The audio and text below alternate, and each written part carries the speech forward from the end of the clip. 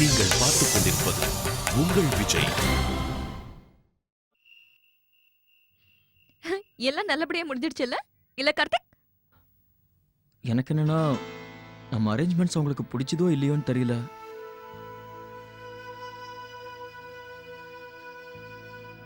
நீங்க ஏன் இவ்ளோ டென்ஷனா இருக்கீங்க? அவங்களுக்கு எல்லாம் ரொம்ப பிடிச்சிருந்தது. நீங்களே பாத்தீங்கல்ல ரிங்க பத்தி எவ்வளவு சொன்னாங்கன்னு. உண்மைதான். நம்ம பண்ண ஏற்பாடெல்லாம் அவங்களுக்கு பிடிச்சது இல்ல. ஐ டோன்ட் நோ, யாரும் எதுவும் சொல்லவே இல்ல. டெக்கரேஷன்ஸ பத்தி கூட யாரும் பேசவே இல்ல. என்ன இது? யாரும் எதுவும் சொல்லனா அவங்களுக்கு அதெல்லாம் பிடிக்கலன்னு அர்த்தம் இல்ல இல்ல. அர்ச்சனா, யாரும் எதுவும் முகத்துக்கு நேரா சொல்ல மாட்டாங்க. நாமளே தான் புரிஞ்சுக்கணும். கார்த்திக், அவங்களுக்கு எதுவும் பிடிச்சிருக்காதுன்னு நீங்களே ஏன் யோசிச்சுட்டு இருக்கீங்க? அது ஏன்னா அவங்க எல்லாம் ரொம்ப டிஃபரெண்டான ஆளுங்க. நீ அவங்கள பார்த்தல, அவங்க நெய் வேண்டாம், அது வேண்டாம், இது வேண்டான்னு அவங்க ரொம்ப ஹெல்த் கான்ஷியஸா இருக்காங்க. ரொம்ப காஸ்ட்லி கிஃப்ட்ஸா வேற கொடுத்துருக்காங்க. நீ வேணா பாரு, கல்யாணத்துக்கு ஏற்பாடெல்லாம் சூப்பரா பண்ண போற. எல்லாம் அசந்து பாப்பாங்க, பாராட்டவும் செய்வாங்க. கார்த்திக், நீங்க ரொம்ப கவலைப்பட்டுட்டு இருக்கீங்க. உங்களை இந்த மாதிரி நான் எப்பவுமே பார்த்தது கிடையாது. அவங்க எதுவும் சொல்லலைங்கிறதுக்காக நாம அவங்களுக்கு ஏத்த மாதிரி எதுவும் பண்ணலன்னு நாமளே யோசிச்சுட்டு இருக்க முடியாதுல்ல. தேவையில்லாம நமக்கு தான் பிரஷர் அதிகமாகும். அர்ச்சனா, நான் ஒன்னும் சும்மா டென்ஷன் ஆகல.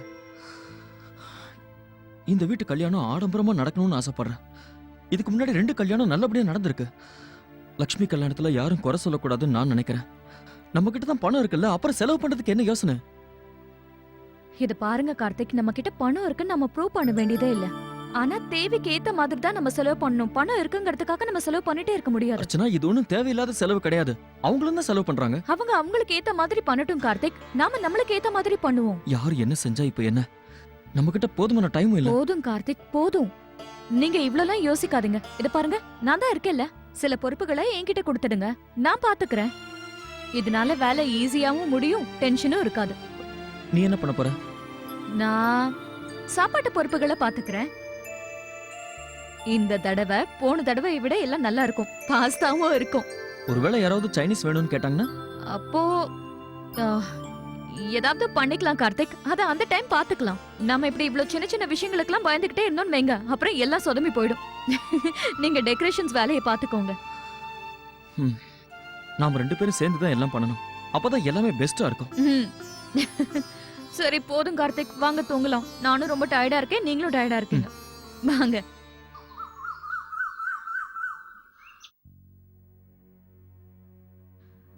அம்மா இந்தாங்க மாட்டி.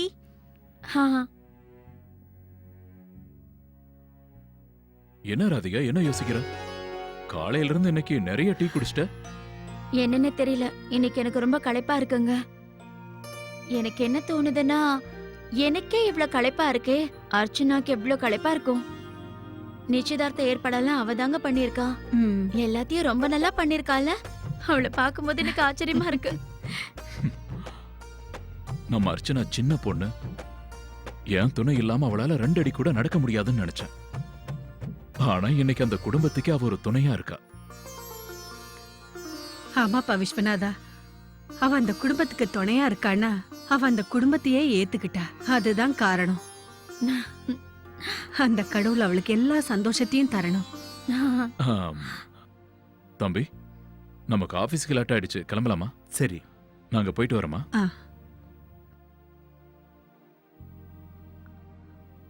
சரிங்க. பாலா, என்ன பெரியமா? உன்கிட்ட நான் கொஞ்சம் பேசணும். சொல்லுங்கம்மா.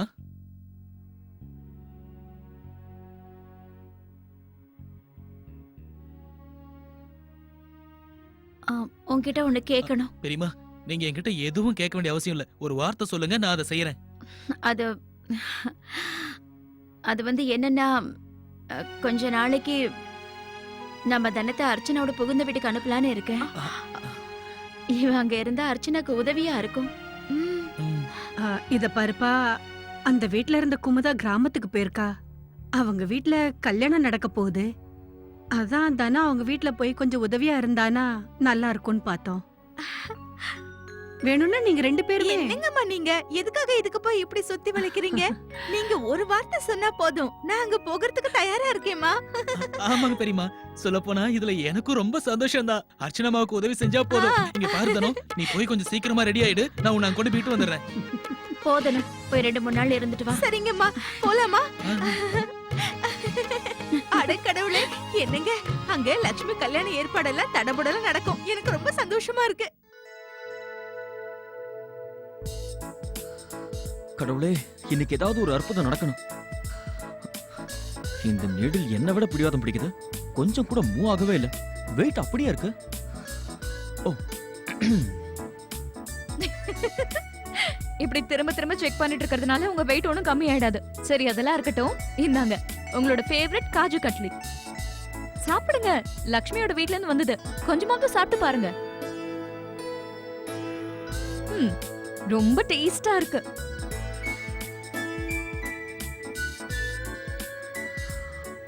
அர்ச்சனா ப்ளீஸ், தயவு செஞ்சு நீ இந்த மாதிரி வந்து என்ன தொல்லை பண்ணாத. வெயிட்டை கம்மி பண்ணணும்னு நானே ட்ரை பண்ணிட்டு இருக்கேன். நீ என்னடானா கார்த்திக், கொஞ்சமாவது சாப்பிடுங்க. நீங்க எப்படி இருந்தாலும் எனக்கு வித்தியாசம் இல்ல. ஒல்லியா இருந்தாலும் சரி, குண்டா இருந்தாலும் சரி. நீங்க எப்படி இருந்தாலும் ஐ லவ் யூ. இந்தாங்க கொஞ்சம் சாப்பிட்டு பாருங்க. I love you too. இவ்வளவு பாசமா நீ ஊட்டி விடும்போது நான் எப்படி வேண்டான்னு சொல்ல முடியும்? உன் பாசத்துக்கு முன்னாடி நான் எப்பவுமே சைலண்ட் தான்.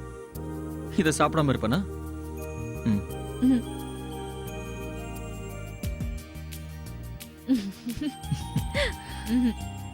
சரி, இப்ப நான் கீழே போறேன்.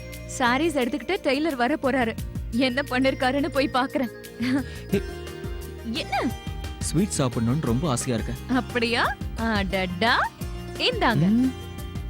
நான் சொல்றது என்னோட ஸ்பெஷல் ஸ்வீட்டை பத்தி.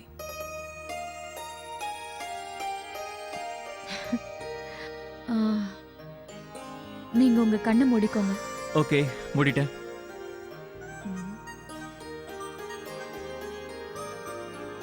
நிறைய ஸ்வீட் சாப்பிட்டீங்கன்னு வெச்சுக்கோங்க, அப்புறம் குண்டாயிடுவீங்க.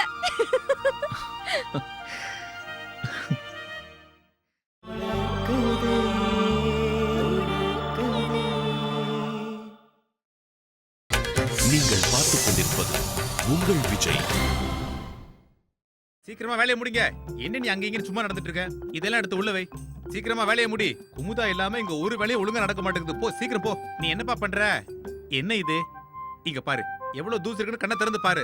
சும்மா தொடச்சா பத்தாது, தூசி போற மாதிரி நல்லா தொட. ஏதோ இது இவர் வீடு மாதிரி வந்ததுல இருந்து திட்டிக்கிட்டே இருக்காரு. என்ன சொன்ன? இப்ப என்ன சொன்ன? இன்னொரு முறை சொல்லு. வேலை செய்யற என்ன செய்யற? மாணிக்கோனே, நீங்க போங்க, அங்க வேலையை பாருங்க. யாராவது சாரி எடுத்துட்டு வந்தாங்களா? இல்லங்கம்மா, இது வரைக்கும் யாரும் வரல. அப்படியா? சரி, நான் ஃபோன் பண்ணி கேட்டுக்கிறேன் எப்ப வருவாரு. சரிம்மா. அர்ச்சனா மேடம், இவர் யாரு? அர்ச்சனா மேடம் இருக்காங்களா? நீங்க யாருன்னு சொல்லுங்க. அவங்க ஆர்டர் பண்ண சாரீஸ் எல்லாம் கொண்டு வந்திருக்கேன். ஆமா, வந்துட்டீங்களா? வணக்கங்க. வணக்கங்க. எல்லாம் இருக்குல்ல? எல்லாமே இருக்கு. அப்புறம் மத்த சாரீஸ்லாம் இல்ல, மாஸ்டர் கிட்ட சொல்லி அதையும் ரெடி பண்ணிட ஓகே சொல்லுங்க. மேடம், நான் வரேன். வாங்க, நான் போய் இத அம்மா கிட்ட காமிச்சிட்டு வரேன். சரிம்மா.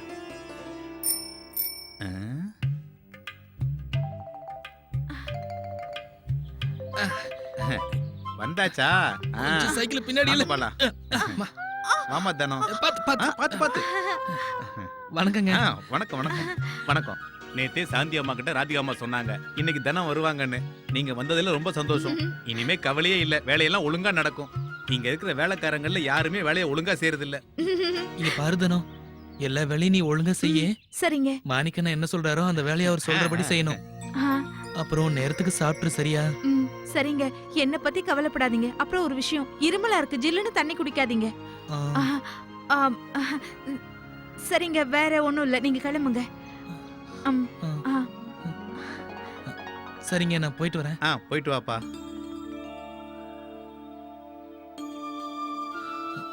முடிஞ்ச வரை அடிக்கடி எனக்கு ஃபோன் பண்ணல. சரிங்க. நீ எதை பத்தி கவலைப்படாத பாலா, இவங்கள பாத்துக்கிறதுக்கு நாங்க எல்லாரும் இருக்கோம். நீ தைரியமா போயிட்டு வா. பத்ரம். நான் கிளம்பட்டுமா? சரிங்க.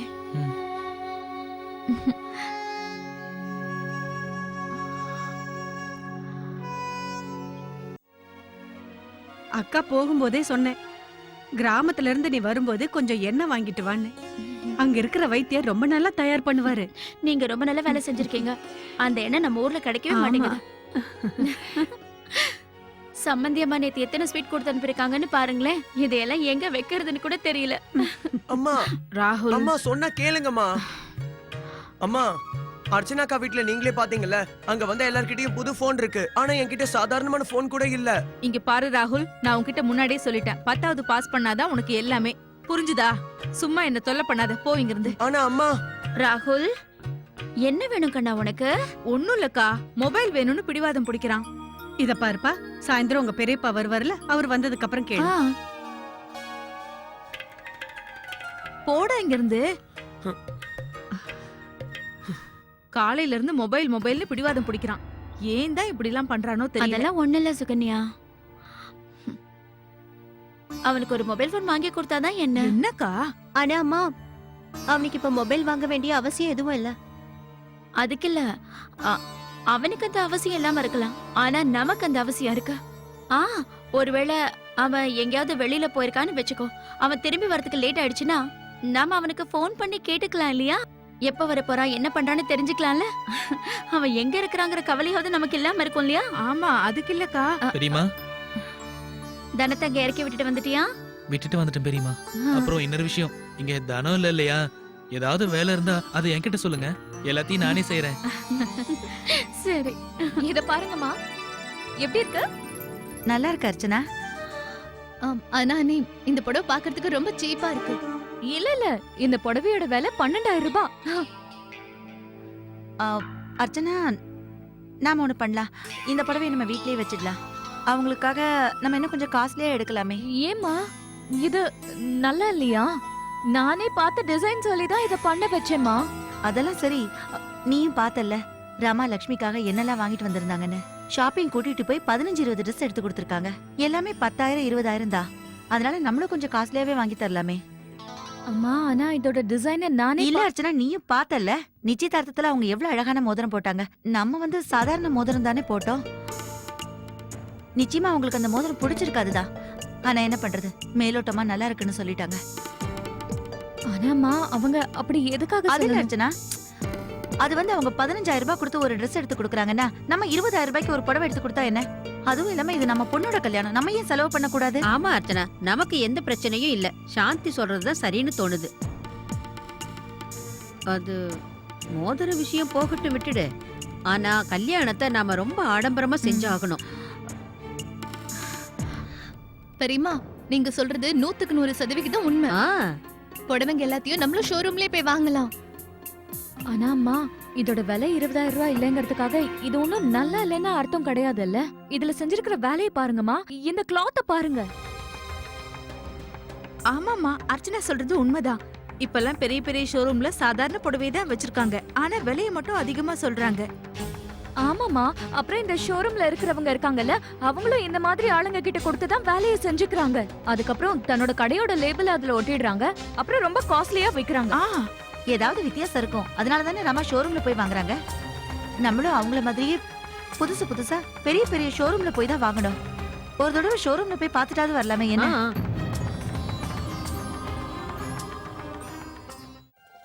அர்ச்சனாக்கா, என்ன பண்ணணும்னு சொல்லுங்க, எல்லாத்தையுமே நானே பாக்குறேன். இதோ எல்லா மசாலாவும் இங்க இருக்கு, கொஞ்சம் அங்க இருக்கு, கொஞ்சம் இங்க, அப்புறம் இது எண்ணெய். முதல்ல நீ வேலையை ஆரம்பி. முதல்ல நீ வெஜிடபிள்ஸ் கட் பண்ணு. இரு, நான் முதல்ல உனக்கு வெஜிடபிள்ஸ் தரேன். இந்தா, நீ முதல்ல இதெல்லாம் கட் பண்ணிடு. சரி. நீங்க வீட்டுக்கு தான் ஃபோன் பண்றீங்களா? ஏதாவது வேலை இருக்கா? அதெல்லாம் ஒண்ணும் இல்ல. அட, அர்ச்சனா தான் ஃபோன் பண்றா. அர்ச்சனா, எப்படி இருக்க? நான் நல்லா இருக்கேன். நான் எதுக்காக ஃபோன் பண்ணினா வந்தனா, நீ நேத்து பார்த்தல, நேத்து அவங்க டான்ஸ்க்காக சேலஞ்ச் பண்ணாங்க. நாமளும் பதிலடி கொடுக்கணும்ல. நாமளும் சூப்பரா ஒரு டான்ஸ் ப்ரோகிராம் அரேஞ்ச் பண்ணிடலாம் வந்தனா. அதுல நீயும் அண்ணாவும் கலந்துக்கிட்டீங்கன்னா நாம உங்களுக்கு ப்ரூவ் பண்ணிடலாம், பொண்ணு வீட்டுக்காரங்களும் கம்மி இல்ல. கண்டிப்பா நாம அவங்களுக்கு பதில் சொல்லியே ஆகணும். சரி, அப்படின்னா நீயும் அண்ணாவும் வந்துருங்க. மோகனும் வராரு. அப்படியா? That's great. ஓகே, சரி, பை. ஓகே, நான் வெச்சிடுறேன். என்னம்மா இது, இவ்ளோ சீக்கிரம் பேசி முடிச்சிட்டீங்க?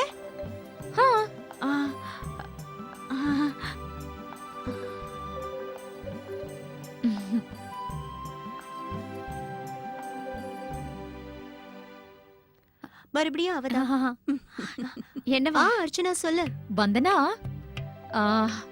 பாலானா பக்கத்துல இருக்காரா?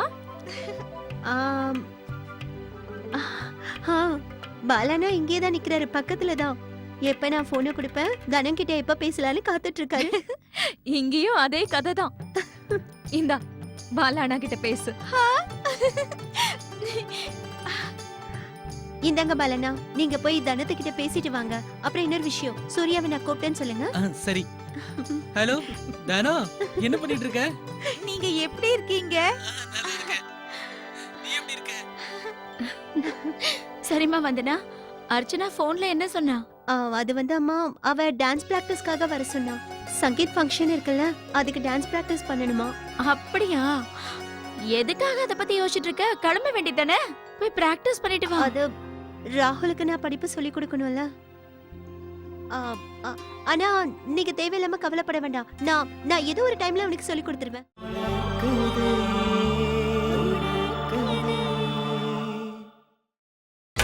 நீங்கள் பார்த்துக் கொண்டிருப்பது உங்கள் விஜய்.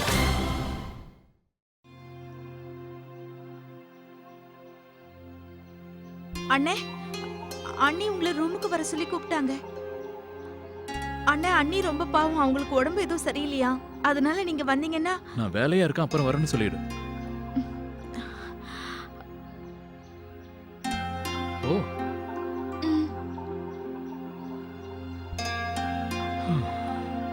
ஏதாவது ஒரு காரணம். என்ன வர வைக்கிறதுக்கு உடம்பு சரியில்லைன்னு போய் வேற. கார்த்திக் எங்க இருக்க? கார்த்திக், கொஞ்சம் பொறுமையா தான் போறது. வந்த உடனே ஏன் அப்படி கத்தி கூச்சல் போடுற? ஏன்னா இந்த வீடு என்னோட வீடு. அதுவும் இல்லாம மோகன் வந்தாலே வீட்டுக்கு ஒரு தனி கலை வந்துடும். எஸ். ஹாய் ஸ்வீராட். ஹாய். மோகன், நீங்க தான் டான்ஸ்க்காக எங்களுக்கு ஸ்பெஷல் ஐடியா கொடுக்கணும். ஐடியாஸ்லாம் நம்ம கிட்ட ஏகப்பட்டது கொட்டி கிடக்கு. அதுல பெஸ்ட்டா பார்த்து சூஸ் பண்ணிக்கலாம். நீங்க சொல்றது உண்மைன்னு நானும் ஒத்துக்கிறேன் மோகன். ஏய், ஹாய், எப்படி இருக்கீங்க? நல்லா இருக்கு, நல்லா இருப்பாங்க. அனன்யாவை கூட்டிட்டு வரலையா? அவ தூங்கிட்டு இருக்கா. அது மட்டும் இல்லாம அவளையும் கூட்டிட்டு வந்திருந்தா நான் டான்ஸ் பண்ண முடியாம அவ கூட விளையாடி இருப்பேன். சரி, நம்ம என்ன பண்ண போறோம்? ஆக்சுவலா கூமர் பண்றதா தான் பிளான். ஆனா இப்ப நம்ம எல்லாரும் இருக்கிறதுனால ஏதாவது ஸ்பெஷலா பண்ணலாம். நம்ம கூமர் டான்ஸ் ஆடலாமே, ஐட்டம் நம்பர் மாதிரி இருக்குமே. மோகன், போதும் போதும், உண்மையிலேயே இது சூப்பரா தான் இருக்கு. ஆனா வேற ஏதாவது ஐடியா இருக்கா? ஏன் சொல்றேன்னா இது காம்படிஷன் இல்லையா? நம்ம பாட்டு எல்லாத்தையும் மெட்லியா யூஸ் பண்ணலாம். ஃபிலிம் சாங்ஸ் எல்லாம் மிக்ஸ் பண்ணி. என்கிட்ட ஒரு ஐடியா இருக்கு. என்ன? ஒரு பேரடி ட்ரை பண்ணலாமே. நல்ல ஐடியா. சூப்பர் மோகன். Okay, that's a good idea. நீங்க பாரடிக்கு தான் டான்ஸ் ஆடணும். ஆனா நீ தான் எங்க டீம்லயே இல்லையே. அவங்க டீம்ல. எஸ், நீங்க அவங்க டீம்ல தான் இருக்கீங்க. சோ நீங்க அங்க போறது நல்லது. அப்புறம் எங்க ஐடியாவை அவங்க கிட்ட சொல்லிடாத. இங்க இருக்கிற விஷயத்தை அங்க சொல்றது தப்பு. சரியா? உங்க ஐடியா சொன்னா அவ்வளவு சூப்பரா இல்ல. இத பத்தி எதுக்காக நான் அவங்க கிட்ட சொல்லணும்? அதுவும் இல்லாம நாங்க தான் ஜெயிக்க போறோம். அதெல்லாம் பாத்துக்கலாம். ஓகே, கண்டிப்பா பார்க்கலாம். இப்ப பிராக்டிஸ் பண்றதுக்காக நிக்கில் வீட்டுக்கு தான் போறேன். ஓகே, அப்புறமா சந்திக்கலாம். நீங்க என்ன டான்ஸ் ஆட போறீங்கன்னு முதல்ல டிசைட் பண்ணிக்கங்க. All the best. Okay, bye. To lose. Very good, very good. Good job. அப்ப சரி, நாம பாரடிக்கு தேவையான நல்ல சாங்கை செலக்ட் பண்ணுவோம். கார்த்திக், எனக்கு இந்த பாரடி ஐடியா அவ்வளவா பிடிக்கல. வேற ஏதாவது யோசிக்கலாமே. அப்படின்னா நம்ம ட்ரெடிஷனலா ஏதாவது டான்ஸ் பண்ணலாமா? Good idea. அப்படின்னா நம்ம டோலக் வாசிக்கிறவங்க, பாட்டு பாடுறவங்களையும் கூப்பிடலாம். நீங்க அந்த மாதிரி பண்ணீங்கன்னா கண்டிப்பா நல்லா இருக்கும். நீங்கன்னு சொல்லாத, நம்பன்னு சொல்லு. ஏன்னா நீ எங்களோட டான்ஸ் ஆட போற. மோகன், சீரியஸா நாம ஏதாவது யோசிக்கணும். நாம நல்ல நல்ல ஸ்டெப்ஸா பண்ணணும். என்ன பண்றது? இது வெறும் ஆரம்பம் மட்டும் தானே. 1-2 நாள்ல நம்ம சூப்பரா பண்ணிடலாம். என்ன, உடனே நம்ம பிராக்டிஸ் ஆரம்பிக்கலாம். வாங்க வாங்க வாங்க. அண்ணி, இந்தாங்க ஜூஸ். கூட எனக்கு ரொம்ப டயர்டா இருக்கு. ஐயோ அண்ணி, அண்ணி உங்களுக்கு என்னாச்சு? அண்ணி, அண்ணி பாத்து பாத்து உட்காருங்க. அண்ணி என்னாச்சு? கடவுளே, என்னாச்சு அண்ணி? எனக்கு ரொம்ப மயக்கமா இருக்கு. நான் போய் யாரையாவது கூட்டிட்டு வரேன், இருங்க. 2 மணி நேரம் நல்ல ரிஹர்சல் பண்ணிட்டோம்ல. அர்ச்சனாக்கா, மாப்பிள்ளை கொஞ்சம் சீக்கிரமா வாங்க. பிந்து அண்ணி மயங்கி விழுந்துட்டாங்க. என்ன? வா போய் பார்க்கலாம். தானோ, என்ன ஆச்சு? தெரியல. பிந்து, என்னாச்சு பிந்து? அண்ணே, திடீர்னு கொஞ்சம் மயக்கமா இருக்கு. என்ன? நான் டாக்டருக்கு ஃபோன் பண்ணி வர சொல்றேன். ஆ, நீ முதல்ல அவளுக்கு தண்ணி கொடு. இந்தா தண்ணி குடி. நான் அன்னைக்கு ஜூஸ் குடுக்கலான்னு வந்தேன், திடீர்னு இவங்களுக்கு மயக்கம் வந்துருச்சு. ஹலோ டாக்டர், நான் தான் கார்த்திக் பேசுறேன். நீங்க உடனே கிளம்பி எங்க வீட்டுக்கு வர முடியுமா? பிந்து, உனக்கு உடம்பு சரியில்லைனா நீ அதை எங்க கிட்ட சொல்லிருக்கணும்ல. அண்ணி, காலையில இருந்தே எனக்கு உடம்புக்கு முடியலன்னு அவர்கிட்ட சொல்லிக்கிட்டு தான் இருக்கேன். எனக்கு ஒரு மாதிரியா இருக்குன்னு சொன்னேன். ஆனா அவருக்கு எப்பவுமே வேலைதான் அண்ணி முக்கியம். அவர் நான் சொன்னதை கவனிக்கவே இல்லை. அவருக்கு என்ன பத்தின கவலையே கிடையாது. அண்ணி என்கிட்ட சொன்னாங்க, நான் போய் அண்ணன் கிட்டயும் சொன்னேன். பிந்து, நீ என்கிட்ட சொல்லிருக்கலாம்ல. நீ இப்ப ரொம்ப கேர்ஃபுல்லா இருக்கணும். நீ மாத்திரை போட்டியே இல்லையா? என்னாச்சு பிந்து, உனக்கு உடம்பு சரியில்லையா? அவளுக்கு இப்ப மயக்கமே வந்துடுச்சு. என்ன? எனக்கு தெரியவே தெரியாது. தனா வந்து உன்கிட்ட விஷயத்த சொன்னால? அவ என்கிட்ட சொன்னா, ஆனா தினமும் இவ ஏதாவது ஒன்று சொல்லுவாள்ல, அப்படிதான் இதுவும் நான் நினைச்சிட்டேன்.